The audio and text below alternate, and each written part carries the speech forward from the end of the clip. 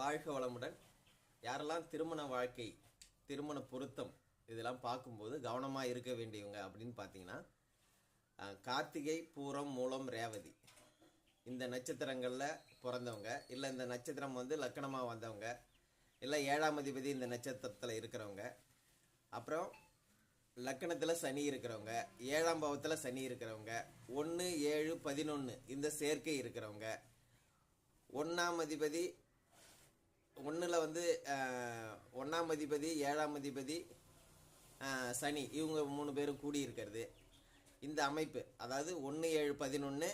1, 7 சனி பகவான், இல்லை லக்கணத்தில் சனி பகவான், இல்லை 7ஆம் இடத்துல சனி பகவான்,